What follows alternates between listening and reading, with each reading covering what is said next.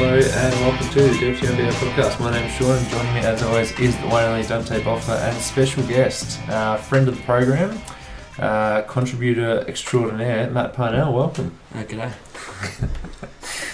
Welcome to the DFT podcast. It's rare to have a guest on these things, so you must be one of the best. Yeah, I mean, I've done a bit of writing, done a bit of work. I figure I might as well throw my voice into the mix. So. You wrote recently about Mikal Bridges for us, titled The Sixer Who Might Have Been, which was personally very near and dear to my heart, touching on the absolute swindling that was the draft night trade for Mikal Bridges and Zaire Smith, who I think to this day has played maybe 8 career NBA games. Not much.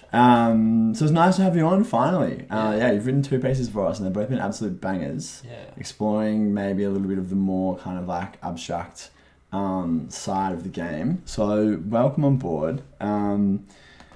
Where should we kick things off, Shawnee? Well, Matt, do you want to talk a little bit about yourself and how you got into basketball? Yeah, I suppose that, I don't know, kind of grew up watching sports, and then as I got older and there was more access to watching basketball in Australia, kind of just chucked on in the background, and because there's so much content out there, it's really easy to kind of get into. And now that I started writing about sports, it's like also all the data. I think that's supposed to through line with the pieces that I've written are like kind of weird and esoteric, and that's because you can't really do that without all the data that people make for it. So I was like, yeah, this is an opportunity to do some weird shit with the writing I've done. So when did you start watching basketball? Like what era? I don't know. I was kind of always aware of it and kind of hear about it, but I didn't really start watching it until I was probably had proper access to KO. So yeah, probably wouldn't have been till might have been that final series when Bron's last final series. Yeah, the Draymond fucking not Draymond rather was it with J.R. Smith. The free throws to J.R. Smith. Yeah, for the people who can't see, I was doing the one J.R. Smith. Yeah. George Hill gets off the hook with that because he actually missed the free throws before that. Oh yeah, but to grab the offensive rebound. No, I know, but it's just 1 minute left in the finals game. George Hill, 15-year vet, go to the line, hit your free throws, and we never would have been in that mess. It's also kind of name the other 2 blokes in the court, right? Yeah. LeBron, JR, question Rodney Hood, someone taller than was Kevin was Jetty Osman out there? Yeah, far out. Look, as a Warriors fan, when I saw that happening, it was just an embarrassment of riches. I felt bad. I was like, look, we're going to win the series. We've got Steph, Clay, KD. And then that happens, and it's oh yeah, this is just a little bit awkward. I feel bad. I feel I'm one of the cupcake KD people when I see that. But good time to start, right at the peak of basketball with that Warriors team. Yeah, I mean, that's the thing, right? You hear all the history, and you're fuck it, this there's got to be something about it, and it's easy to watch, easy in the eye. Fucking whatever. Yeah. All right. Well, speaking of peak basketball, right? Speaking of peak basketball, this Phoenix team. Yeah. So by now, everyone listening will probably be aware that the Suns laid the biggest egg probably in playoff history. Game 7 at home against the Mavs, and we lost by 33 points. I think we were down by 46 at one point. We were down by 30 at the half. One of the most surreal viewing experiences of anything I've ever had. Any sport, anything I've ever actually sat there and watched, I was I have no grip on what's going on. This just seems completely outside the realms of possibility. And I'd been doing some reflecting, as I'm wont to do about these things, on how this season ended versus how last season ended. Last season, obviously, we lost to the Bucks in 6 in the finals. And I was content. I was happy. I was we've made this amazing run. I didn't expect us to come back the season after and win 64 games. I didn't think that we were going to be that good. But I knew that we would be in the playoffs again. We've arrived as a good team. So I was sitting there happy with everything, content. Even if we just get back to the playoffs this year, whatever. I'm happy that the Suns are finally good. And after a year of being so excellent, so just mind-blowingly efficient in every way, so good on the road, so good on home, top 5 in offense and defense. To watch that game, I just feel strange. I just have this real unsettled feeling that nothing is in order, everything is in flux. Our our second best player was like shit the whole series. Maybe he's injured. He's also 37 years old. Our third best player and the head coach had like a public fight. He's out of contract. It all just feels weird. Anyway, that's my little soliloquy. But I'm unsettled, and I am resentful to be sitting here next to you, just describing your team as the peak of basketball. Your team that's still in the bloody playoffs, and that's probably going to win a chip. Anyway. I know we don't want to get stuck on this too much, and the Ayton stuff is a massive thing that we shouldn't get into, but let's assume Ayton comes back, everything's happy on whatever terms that may be. Are you worried about becoming a regular season darling and just having a 60-win team like the Utah Jazz a little bit? And just don't say the U word to me. Don't say the U word. I am a little bit worried because it's kind of like we proved we could do it in the playoffs last season, and then this season probably all of that goodwill has been wilted away. Because if you look at the performance against an upstart Pelicans team, if we had won this game 7, it would have been the conversation would have been like they gutted it out against a team that was way better than we thought, and then they did it against the Mavericks. Like, this is a legit team. They proved their credentials. But because we lost, and we lost in that fashion, it's like it colours that first round series against the 9th seed a little bit differently. We struggled to get past the Pels, who probably shouldn't have been in the playoffs anyway. And then we didn't win on the road in Dallas, and we got blown out by that much in Phoenix in Game 7. Like, it does kind of reek of jazziness, unfortunately. It was really weird because, like, even all the talk going into the series or like going to the playoffs in general was like, they're so good, they're such a juggernaut. Even like thinking about it, like I don't see how a team's going to do them like this, and I still don't know how a team did them like that. Watching it from I started it on tape delay, so I started watching after the first quarter just so that I can kind of skip through all the ads and catch up by the start of the third. But my mate messaged me, Nath, messaged me and said, literally like 2 minutes after the game started, like, don't like this energy from Ayton in particular. And then I started watching and I was like 2 minutes in, I was like, I see exactly what you meant. Like, from the first jump, there was like a malaise almost. And they were kind of like, on D, they were just kind of like coasting, and there was no like desire. I hate to be like Skip Bayless, but they didn't want it. And then on offense, everything was just rushed. And it was probably the perfect storm where sometimes your shots don't fall, and like sometimes you're rushed and your shots do fall. This time they didn't, and it just looked like completely discombobulated. And Monty Williams, Coach of the Year, like obviously one of the best coaches in the league. Chris Paul has seen it all. This team's supposed to be really like together, and there was no ability to kind of like press pause and step out of the flow of the game and say like, okay, let's get back to basics, let's reorient, let's pull ourselves out of this. It was just like nothing. It seemed like everybody was affected right from the get-go, which is completely strange. So I feel disquieted about this. Yeah, cautiously disquieted. But we will have the whole entire off-season to talk about the Phoenix Suns, which is something that you are now in, Dante, as a Phoenix fan. But, thanks, Sean. Let's move on to the actual basketball games and the teams that are still in the basketball games. Today was game 1 between the Golden State Warriors and the Dallas Mavericks, and we absolutely run away with it. Golden State ended up winning 112-87. What did you, Matt? What did you think in this game? What were some of your impressions from this game? It's hard to know after game 1. I suppose not to like. I'm a big believer in this Dallas team completely inexplicably. Like, even going to the post, I'm like, I think they're fun. They're fun and good, and I like the blokes on the team. And after last round, it's kind of like, I don't know how I feel about, even a 25-point loss, because that's what happened last series, right? Yeah, we've seen it before. Yeah. What was the They were down 2-0.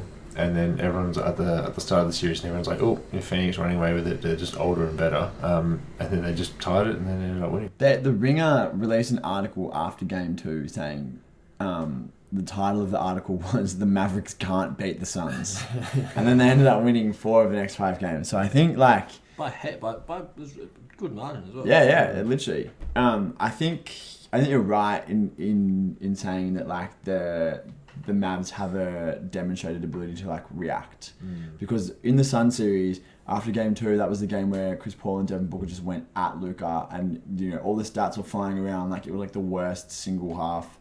It was the worst single player performance in a half in NBA playoff history, shit like that. Chris Paul and Booker are like on the podium during the post game interview, laughing and like smiling at each other, and then the Mavs just like adjusted, and that didn't happen again. So I wouldn't be surprised to see completely different look from them, or tightening up on specific aspects. But I know you were watching the defense that the Warriors played on Luka throughout the game, throwing like lots of different looks at him. So, you know, obviously Kid is one of the most cerebral, dare I say, players, and Luka obviously is the same. So between those two, they should be able to figure something out for the next game. Yeah, like you're both completely right. But one thing I do like about this, now Jason Kidd and Luka Doncic are going to come back and do something different here, and the best adjustment they can make is just to play better, and I think they will. But what I really like about the Golden State Warriors in this game and Steve Kerr 2.0 is that they just threw a bunch of looks. They pretty much threw everything at Luka already, and so the adjustments have already kind of been made. And I'm not saying that we're going to run away in 4, but we started off the game with Andrew Wiggins on him, and then they caught up a screen for Kevon Looney's man, and Kevon Looney was just like, right, I'm here, we've switched, like this is your matchup right now. And then I think he might have even scored early on in the game, like he had a 3 early on. I was like, okay, that's not working. But the game plan wasn't to always constantly switch. Then you had Wiggins fight over the screen, and the next play you had Looney's man quickly switch with Draymond's man as he went up for the screen, and then the next play down they did a box and 1, and they did a 3-2 zone. So it's like everything is. It's not like we've got any secrets anymore. Like I think we played every single everything's in out this there. game, and it was honestly quite beautiful. And it's like it must be hard to do, and takes a really well put together team to do that. So I'm interested to see what the adjustment would be, because instead of saying okay, they're in a 3-2 zone, we're going to need to do something different now. It's like now Jason Kidd's going to have to think about different ways to go against all the different defenses, and fuck, it's going to be interesting. Good Kevon Looney game. I figured that what they do is just like the Mavs would come out swinging, try and play him off the floor, try and force him to play small, and he played the same amount of minutes as Draymond. Both got in double digits, points wise. Like I didn't see that coming from Kevon Looney specifically, not to like overplay his importance, but surprised. Yeah. Also, the Mavs hit more threes. Yeah. They hit 11 threes, 10 threes. Yeah. Not threes. Not a big Well, three. they shot 36% overall for the game, which is obviously not particularly good.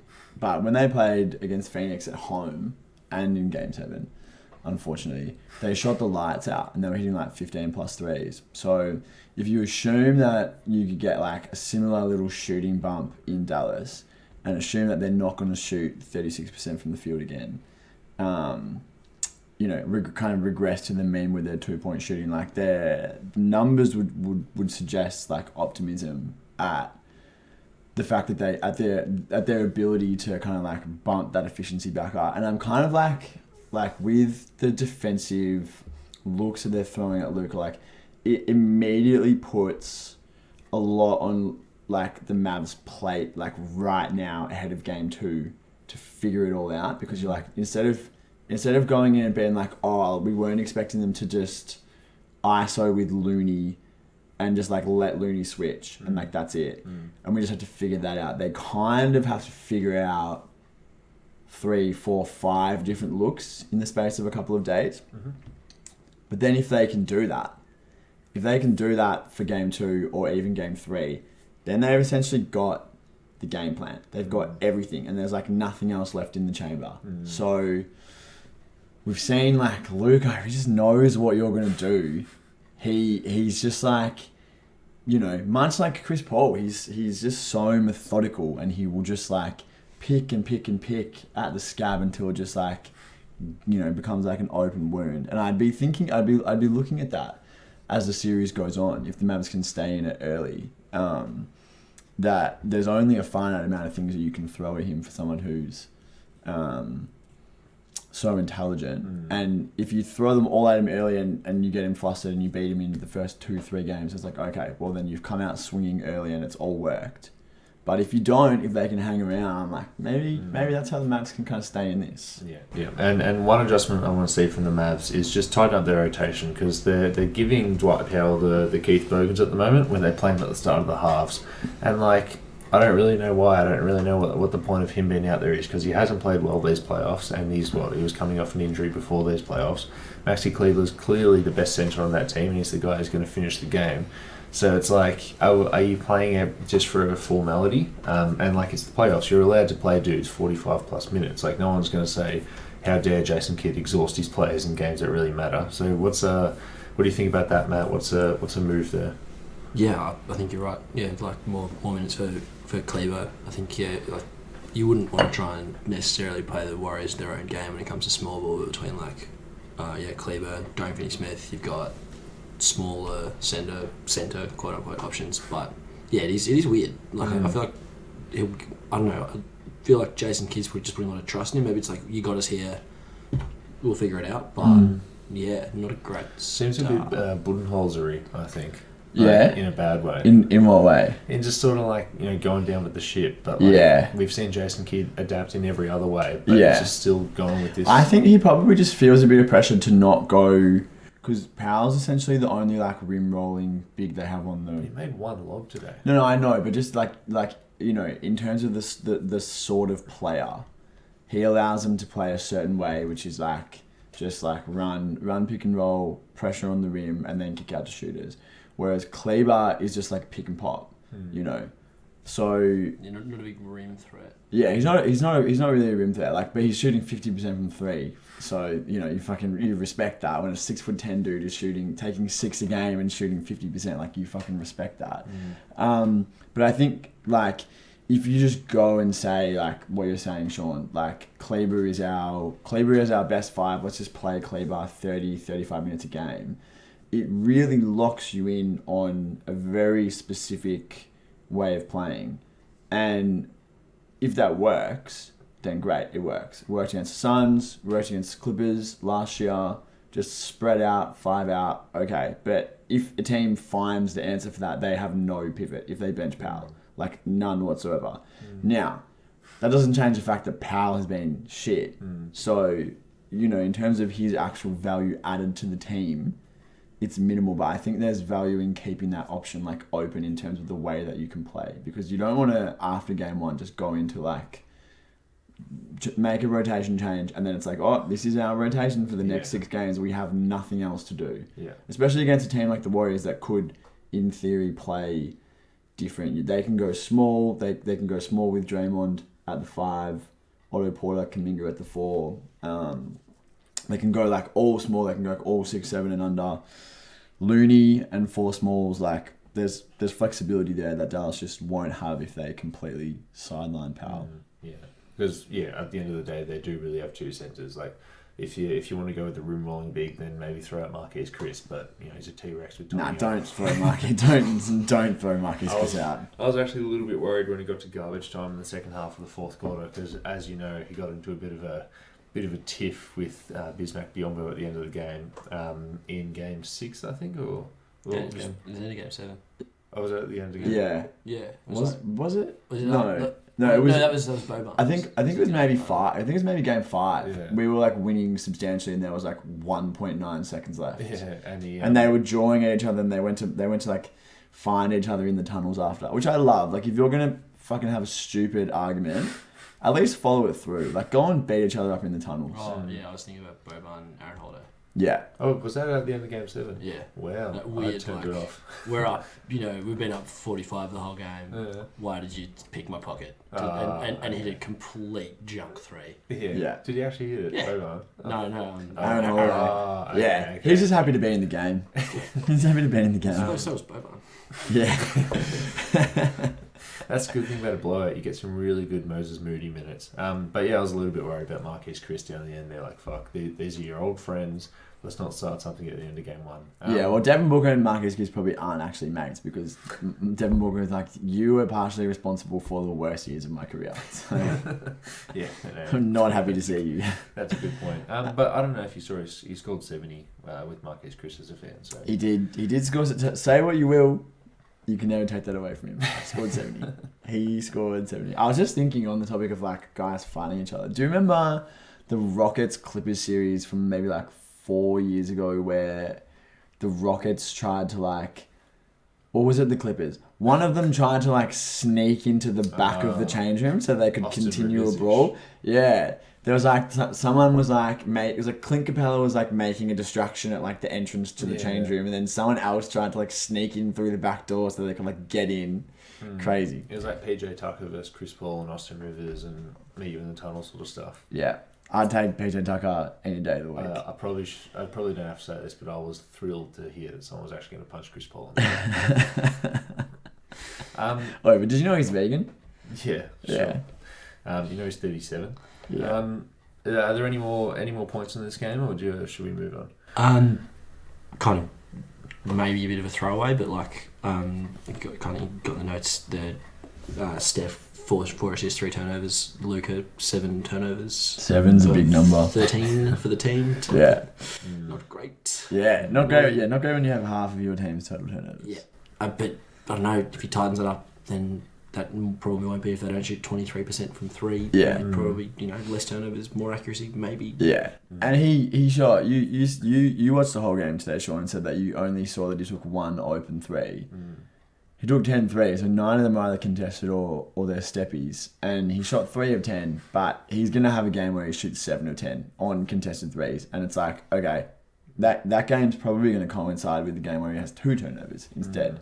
Because when things are clicking, like he's not profligate with the ball. Like he's not like a Westbrook where it's like, whoa, he had 47 points and 19 assists, but he also had 9 turnovers. Like he doesn't play like that. Like he can easily go for the high usage, big numbers games and just keep the turnovers low. So his usage was hovering at like almost in the 70s. Yeah. Through the first couple of series. So yeah.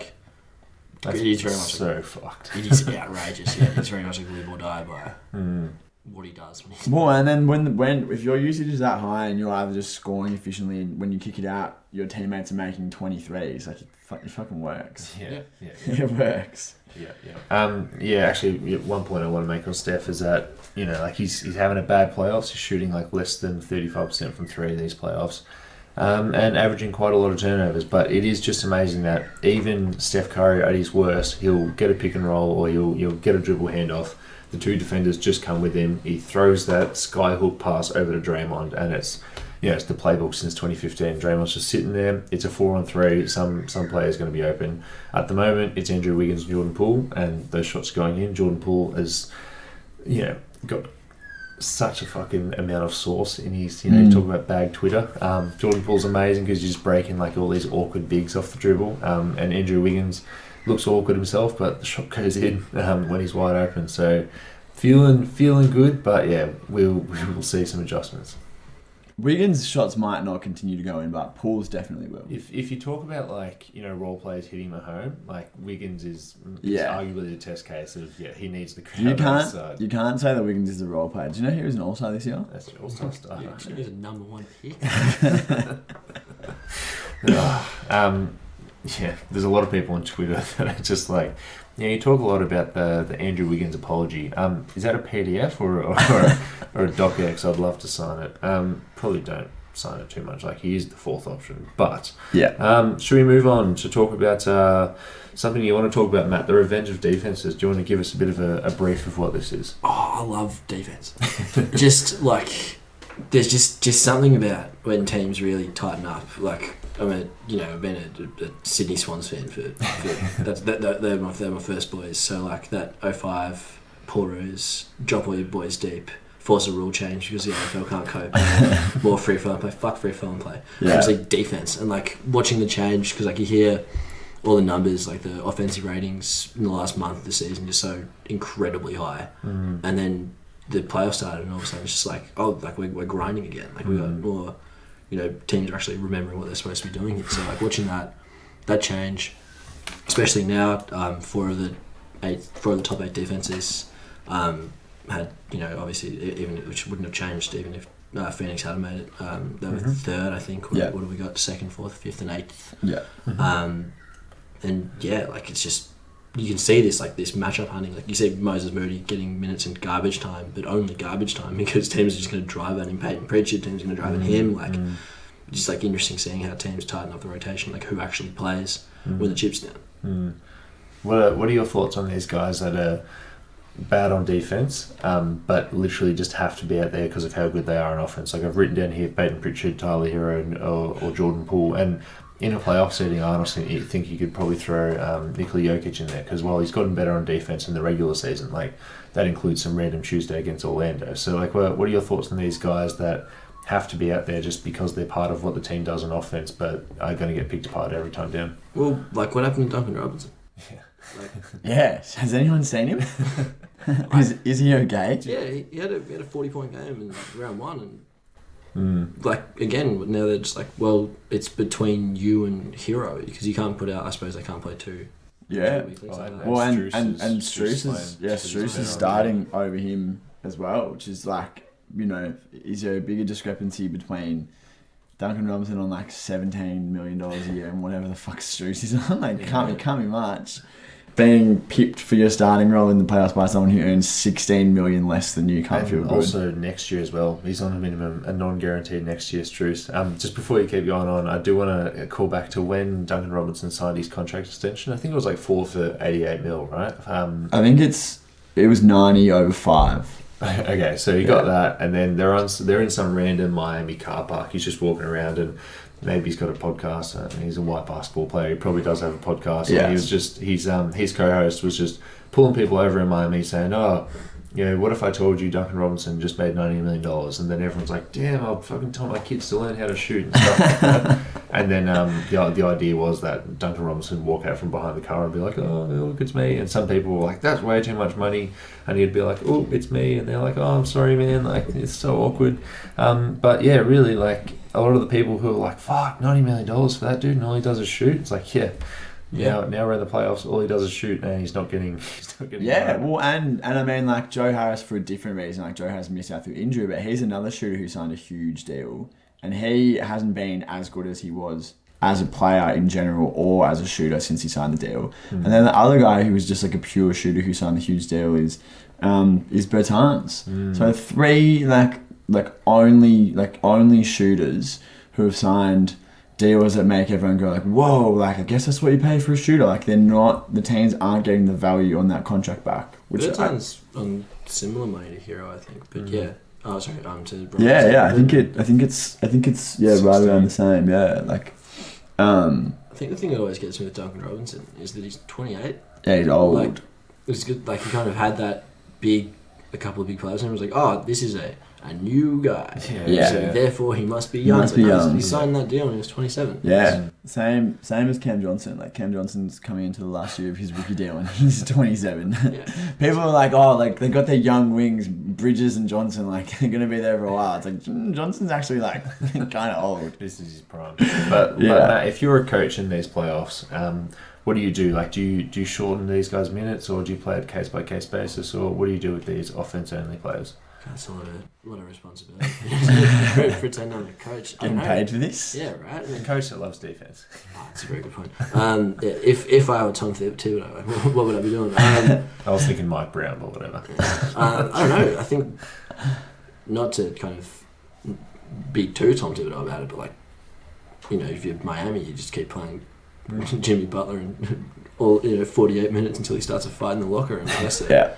I don't know. I think that you've kind of got to get buy-in. You got to get the players to be like, look, dude, whatever. Like, I'm sorry that you can't be getting the minutes that you think you should be getting paid, but like, you should before you're getting paid or whatever. Which I think is interesting because like that's the big discrepancy, right? Like you see all these big money players who are paid for their offense, and then when it comes to the playoffs, it's like, well, where are you? Like, which I think is interesting. Like, I don't know if it's going to change the NBA moving forward, but like I think that like even the last few playoffs have been pretty defensive oriented. Like that's the thing about like Giannis. That was the thing about that Lakers team that won in the bubble. Like they were just so aggressively defensive that it's like I'm surprised it hasn't made a difference how teams structure themselves for the regular season.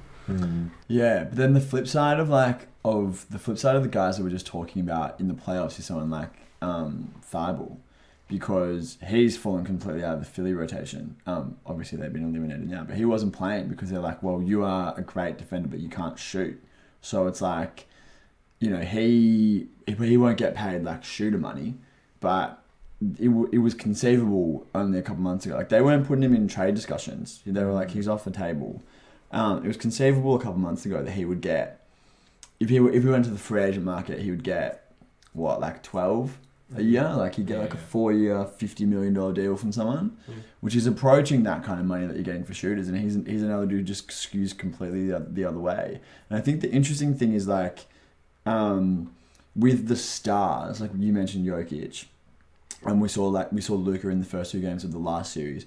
If they're defensive minuses and they're just hemorrhaging points, it's like they just have to be out there. There's no conceivable way that you're taking them off, and they're probably adding at least as many points on offense as they give up on D. But I think the inflection point is like someone like you mentioned before, like Poole and Hero. Those kind of guys is like, they are both obviously really good. Like they're both average around 20 points during the regular season. They're both playing well. They both add like a bit of ball handling and shooting and attack off the dribble. But they don't add so much that if they're getting hunted, I think they're guaranteed to stay on the floor. Like it's like you can't take them off. So I'd be really interested, particularly with Poole, because he's going up against Luka, who, as we've already talked about, is just like the premier guy in the league at the moment. He's positively LeBron-esque in the way that he just hunts the matchup that he wants. And with such a size discrepancy, I'd be really interested to see in this series if there is a situation where the Warriors just say, like, look, Paul, you just like can't play in the second half of this game. Like, love it, you're 4 of 6, you've hit 2 threes, you're giving us some good stuff, but we just like need to put someone bigger, someone who's like got like a little bit more to hold up. And you talked before, I think maybe it was before we started recording, but we were talking about Gary Payton, and you would be more plugged in about his potential return date. But if they did need to take Poole out and say like, fuck it, we just have to go D, like Payton would be the perfect person to like slot in. Yeah. No, I think Poole is the line of demarcation in this conversation, because Hero is so essential to what Miami does, and Peyton Pritchard isn't essential to what Boston does. So he's not going to be playing when Marcus Smart is healthy. Because essentially he's the only hole in that Boston team. But Jordan Poole, like he's obviously so essential to what Golden State does, but he's not really, like he is a 3rd or 4th option when he's out there. He's just a very, very good Which is weird to say someone who's obviously so good, and when he's on, like, whoa, he scored 30 points in a playoff game and he's like 21 years old. Yeah. It's weird that is true, that he's like a 3rd or 4th option, that he's not actually essential. Yeah, and because he's so low down in the pecking order, he isn't actually going to give you, like, if there was no Steph Curry, he's probably going to be having the same offensive impact as a Steph Curry. Obviously, he's not Steph, but like he is going to be that guy that your offense runs through him. So he wouldn't be able to be taken off the court. But as soon as he's on there, it's like, okay, Steph is just naturally small. He's going to get taken apart. Jordan Poole also naturally small. Like, okay, you're going to have to pick one here, because if you've got 2 targets, and then if you're going to play Kevon Looney, he's not the most fleet of foot on the wing. Something needs to happen here. So Jordan Poole, it's like, yeah, maybe the second option can't be that bad on defense. Maybe it's like you can afford, like, we'll talk about this guy in a second, but Trae Young, if he's your only bad/terrible defender on the court at the one time, then maybe that's okay. But having 2, then it's like, okay, if Jordan Poole isn't really making your offense so much better than he is on defense, then what are you going to do there? Yeah.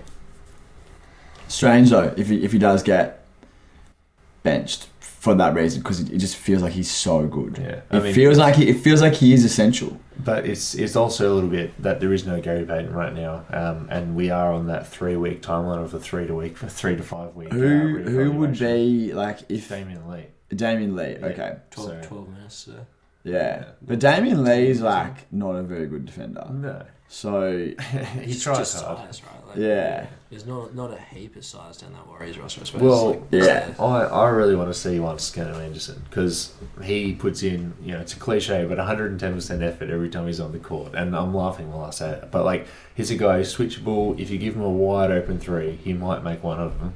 It's not a great appraisal. He gives 110% and it brings him up to a league average level. Like, Yeah, exactly right. I mean, it is JTA at the end of the day, but he's a dude who switch ball on defense, tries really hard on defense, and can do it. And I think though on offense as well, he gives you more of like a facsimile of playing the same way that Draymond does, where he can like screen and kind of like get the ball and go, and he's better in those like 4-on-3 short roll situations than say like Otto Porter or Kuminga, who are the other like sized players with JTA and Draymond. So he's someone who can throw in there and at least like, obviously he's much worse, but allows you to kind of run the same type of system. Like you can kind of subsist on the same diet of shots that you're getting.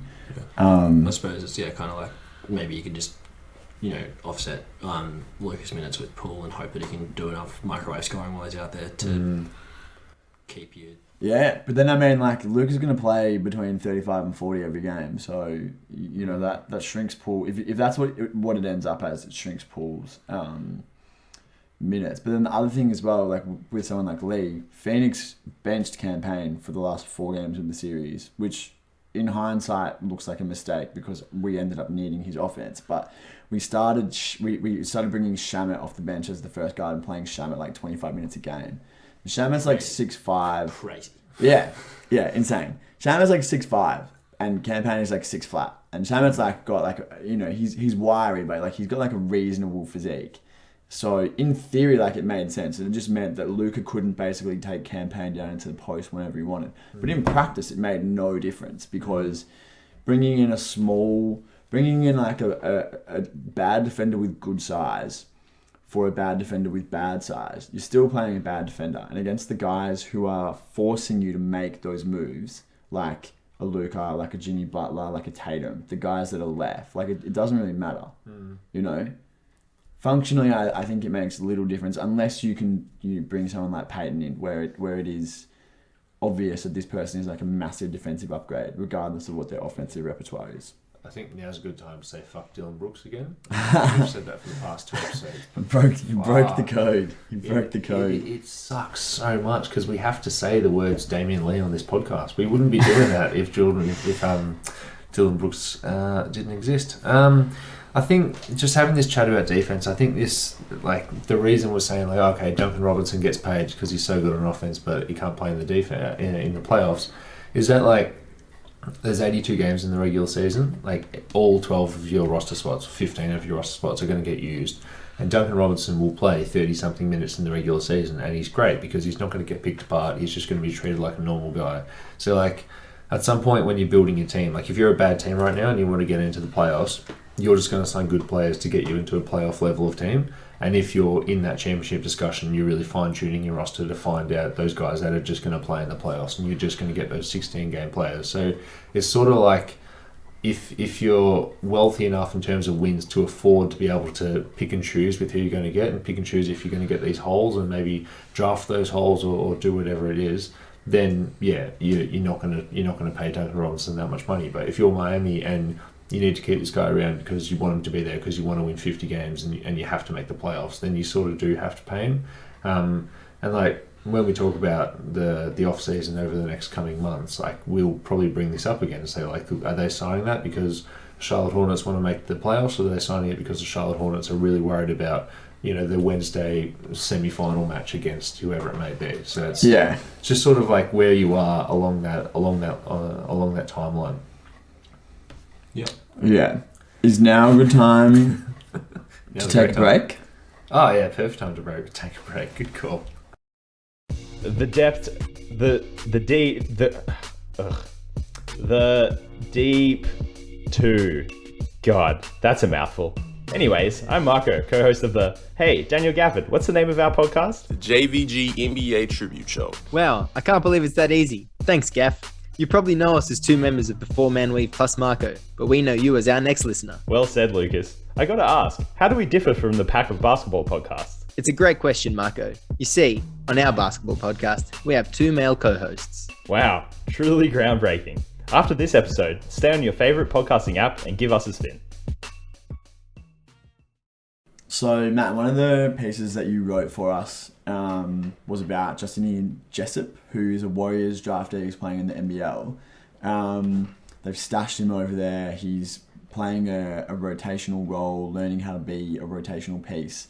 And your article was basically that playing in a pro style in the role that you're going to be using in the NBA is for some players, a better developmental process than like being a star on a shitty college team and then coming into the NBA and like not playing because you're not used to having the ball out of your hands and spotting up.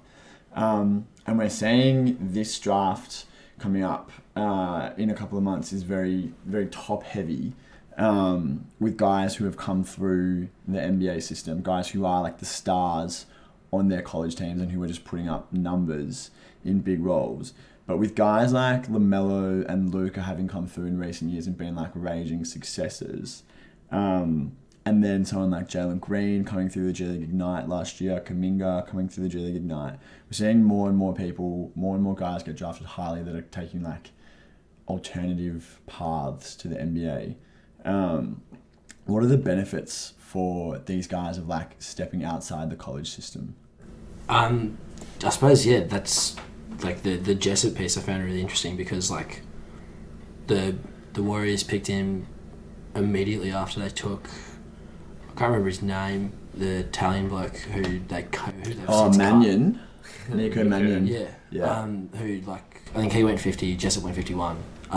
They kept Mannion around to like develop him within the system. They sent Jessup over to Illawarra, and one of them is a basketball player who might currently be in the rotation, and one of them is back over in Italy.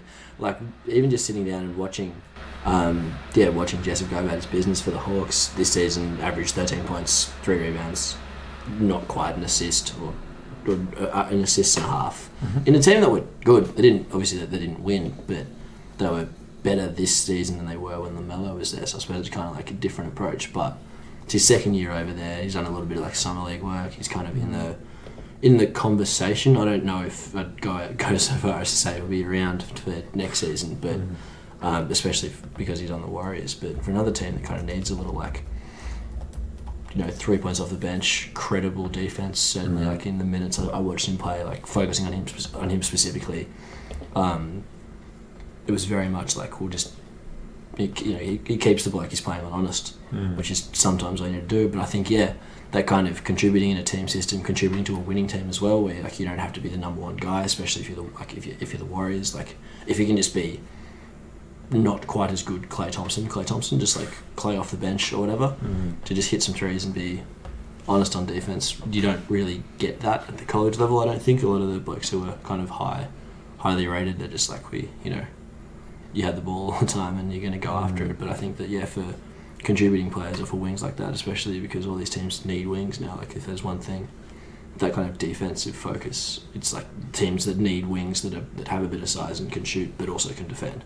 So I think it's like a kind of highly coveted skill set. And lots of the guys that kind of have that, maybe the shooting ability and like the physical dimensions, they don't play that role on their college teams. So they're used to having the ball and they have to come into the NBA and there's like a huge learning curve.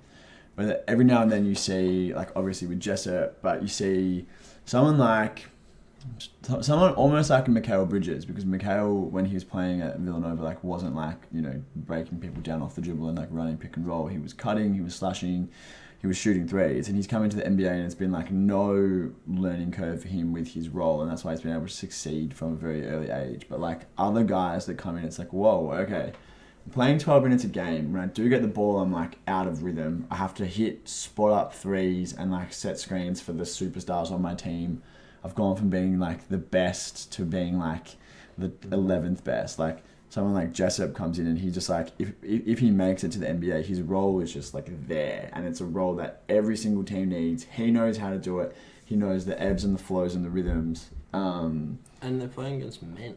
Yeah, is the other thing. I think it's not provable, I suppose, and that like there's no numbers to back it up. But the fact that not every player who goes to the NBA comes back better, but LaMelo was like, there were questions about his defense. There were questions of like he got better playing in Australia or whatever, and then he came into the NBA and just lit up. Luka came in, lit up. Jessup will be better. Even RJ Hampton, who was fine playing in New Zealand, now he's like a contributing player for, admittedly, Orlando. It's so clear to me at least, that like players who, you know, instead of going to college, go to play against men who have something to play for, as opposed to just other 18-year-olds. Like, they get better, maybe drastically, but more reliably. Whereas like the college players can be a bit of a, you know, swing and a miss. You know, like most of the busts you see lately, anyway, coming out of college, you don't often see a player taken high, at least in the last like 5-7 years, who's a bust.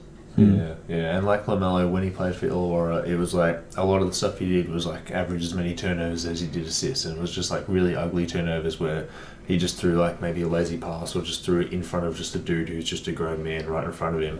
And maybe if he hadn't gone to Illawarra, maybe if he, like, whatever the hell he was doing, Lithuania or Aspire Academy or wherever it was, or if he went to college, he might have just gotten away with a couple of those moves before. He might have gotten away with, like, you know, a little bit of a lazy pass or whatever it may be. So maybe everything we saw in Illawarra, where all the draft experts were like, oh, he turns the ball over a lot, like, watch out for this.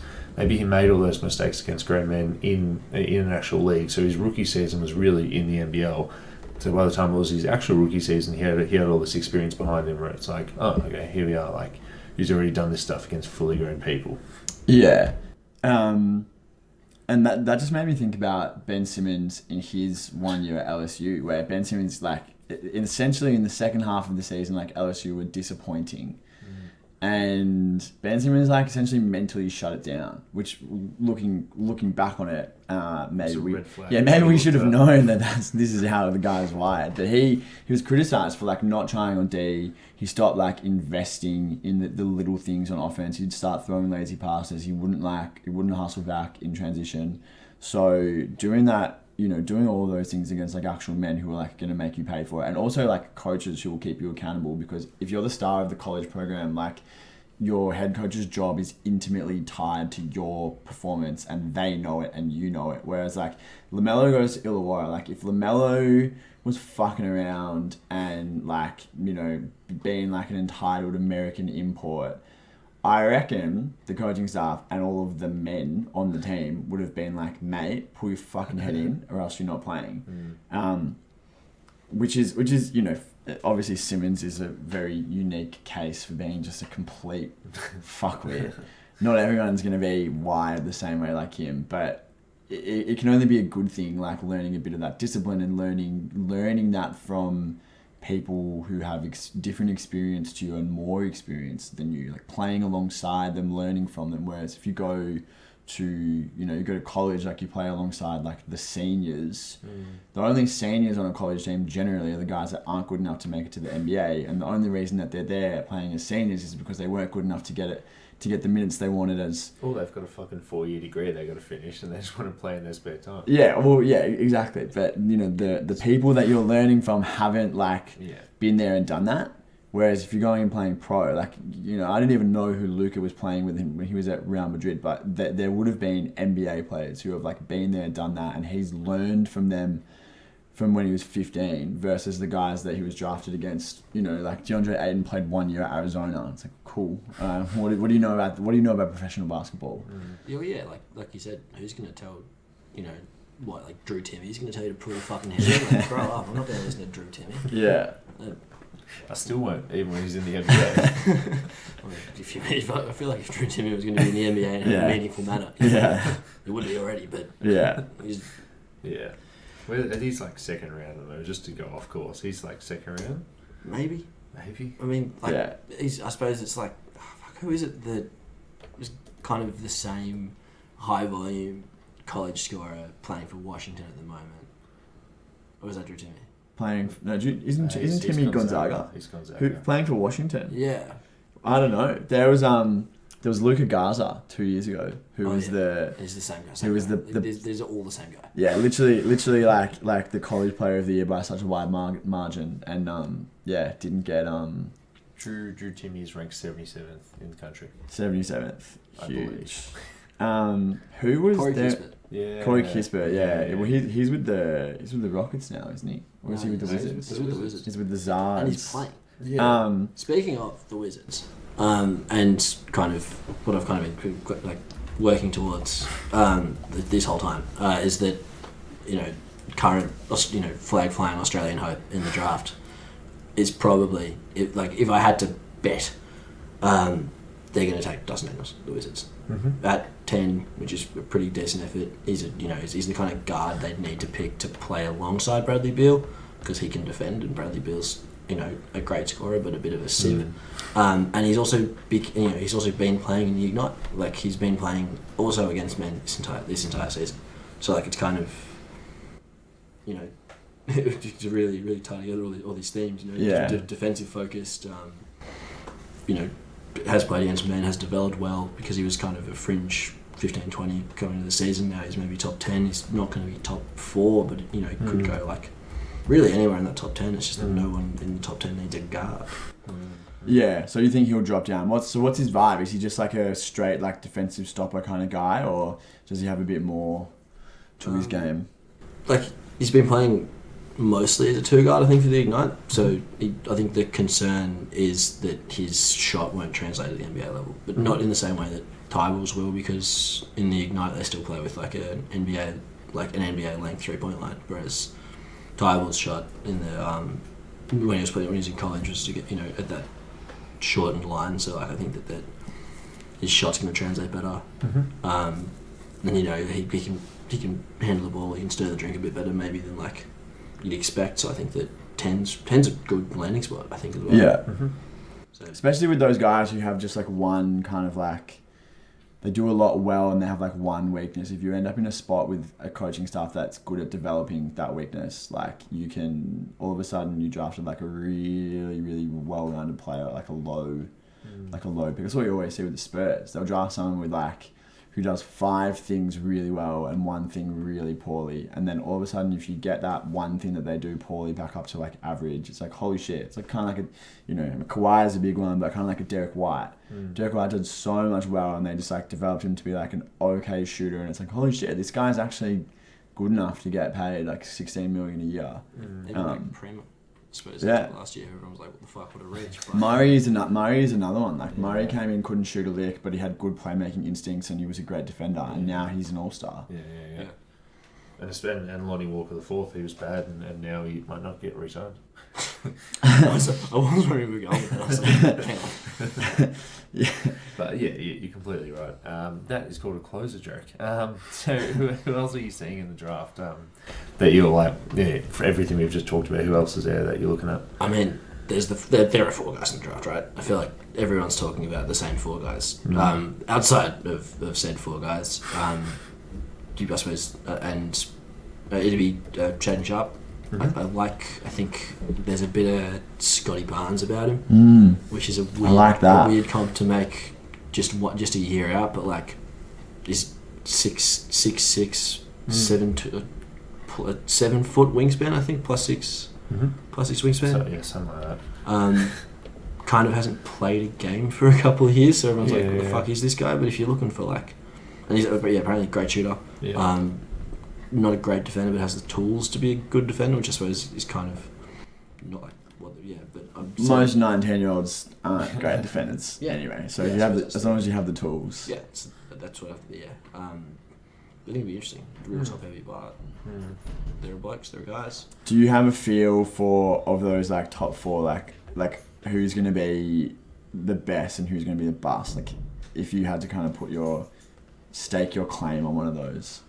I think it's all vibe. It's all feeling it out. It's all just kind of like, what do I think about these dudes based on other dudes? Like I think Chet Holmgren's gonna be really good. Yeah. I'm like, I just can't believe that he's actually gonna be good. Well, he might not be. That's actually one question I was going to ask. Like, what do you reckon about Chet Holmgren? Like, I feel like you're either 100% or 0% on this. I think he's going to be good. Yeah. I don't think he's going to be great next year. Which is fine, because if he goes to Orlando, neither will they. But, he's like similar dimensions to Giannis. When Giannis came in the league, not to say that he's going to put it on, but like if you look at when they were like when he was playing college, like teams just didn't go at the rim when he was there. They just stop. They look up, they see this big fucking guy, and they're like, well, not going to try, not even going to bother. Like there's a noticeable drop off in attempts when he's out there. So like it's as a rim deterrent, even much less a stopper. Great. I think Banchero probably is going to be the best coming right out the gate, but then like Jabari Smith, Jaden Ivey, both could be fucking dude. Anything. My completely just like unresearched opinion on Paolo Banchero is like I'm feeling a lot of Jabari Parker with him. And I could be completely wrong, but it's like Jabari Parker went to Duke as well, but it's like, okay, he's a power forward, can't really defend either his position or some positions around him. He's heliocentric in a little bit of a bad way, in terms of like, you have to get him the ball, like he's not just going to dribble it up every single time. And I just wonder like what he does in the NBA. If he can't defend, is he going to be as good as like a Nikola Jokic or a Tyler Hero that we're talking about to stay on the court? And if not, then it's like, cool, finish your 4-year rookie contract and then maybe take a flyer in Chicago. Yeah. Also got no evidence of that. Yeah, I mean, not that it necessarily meant anything, but Duke got the farthest of all those teams in the tournament. Watching him, like, clearly really important how they play. If he goes, I guess, anywhere, he'll be as important. Maybe not at like, I don't know. Maybe it was like, okay, so he's gonna have the opportunity to do it and stuff. Oh yeah, I mean, he's not gonna need to bring the ball down before he goes to OKC if he's playing with Shea and Giddey, and then he could just get a, I don't know, that'd be kind of fun. Just a bunch of weird little dudes poking me. Yeah, the Ringer had this really good take where they said if OKC drafts Chet Holmgren, then like Poku's just going to be pissed off. Like, who the fuck is this guy coming in here as the tall white project? The same physical dimensions. No, I mean, look, if they pick Poku, maybe they just chuck them both in the same weightlifting regimen and maybe they turn into freaks. Yeah, I mean, it still has to work for Poku, I reckon. We'll see it happen. Did you want to add anything else, or can I wrap up with a final question? No, wrap up with a final question. I'm intrigued. Any final points? No. Yeah. I sound like a teacher. So we've asked a few guests this, but if you had to buy/get for free, like a current or future maybe or past NBA jersey, and one of those ones that the player actually wears, like a $500 jersey that's like full real stitching and you can actually wear it when you go for a run, which player would you pick and why? Ooh. So kind of like a favourite player, favourite season kind of thing. But also a little bit of, you're going to have to wear this jersey, so you want it to look nice. Like, It's true. You're not picking those, Stabilo highlighter Atlanta Hawks jerseys. Gross. You want something nice. Gross. Ooh. I don't even have a lot of time to think about this. Shit. The ticking clock in the background really doesn't help. Yeah. I'm just trying to think about guys. Like, I kind of said never been like a big team guy, at least in the league. Always been more of a guy. So it'd be some kind of weird off the bench dude. Just like a niche role player. Yeah, absolutely. I don't know. You've got a few niche role player jerseys. Yeah. Sean Livingston's a good one. Oh, yeah, I love a Sean Livingston. Can see that. I've actually tried to buy one, but you can't. I don't think you can get real ones anymore. So I need to set up the save search on eBay whenever it pops up. Yeah. $58 shipping from USA. Yeah. Oh, that's pretty chat. That is pretty chat. Maybe like a PJ Tucker from that Heat season when he was so important to that Heat team when they the would have been the bubble season.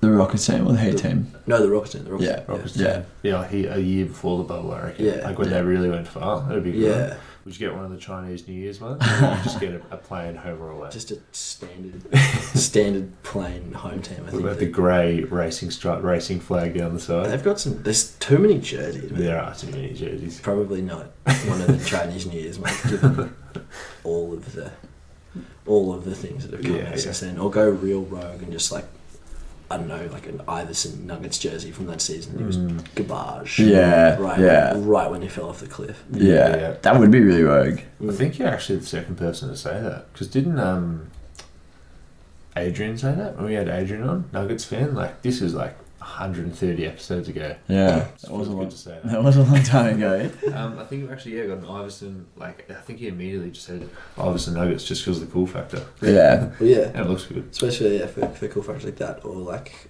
KD Sonics.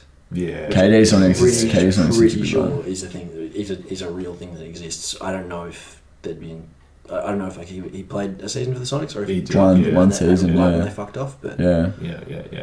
One season. Yeah. It looks pretty sick as well. You see some photos and you want to have a shower afterwards, but it's pretty cool. No, he looks really good. PJ Carlissimo was the coach and he played him as 2 guard.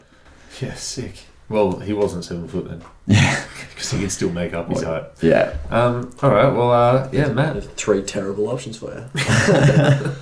That's right. It's a hard question, possibly the hardest. But yeah, thanks for coming on the pod, man. Really liked having a chat. Cheers. And thanks again for writing for us on the deep2.com. Can't believe it's that fucking simple. Cannot believe it's that simple. That's so fucked that it's that simple. If people want to read the stuff that you've written about, and we've spoken about it here on the pod, the deep2.com and the D2.com, and also haven't mentioned this yet, but you write sometimes for the Mongrel Punt. So any footy fans out there, if you're not already reading the Mongrel, you should be. But look out for Matt's name on the Mongrel. Yeah. Again, it's kind of similar. Weird, terrible, esoteric takes that, take a while to get through. Like why I hate Shane Mumford. I do remember reading your mummy article. Yeah, no, it's good. Great chatting with you boys. Good to get some voice out there. It's good fun. Hopefully, maybe I'll catch you guys around. See you around, mate. And then now Dante says peace. Stop that.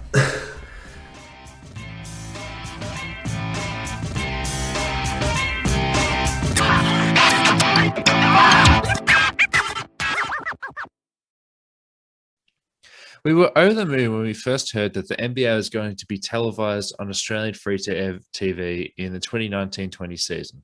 It didn't exactly go swimmingly, with the nasty cough halting the season and games getting cancelled left, right and centre, but it was a huge step and an exciting one for basketball fans all across the country.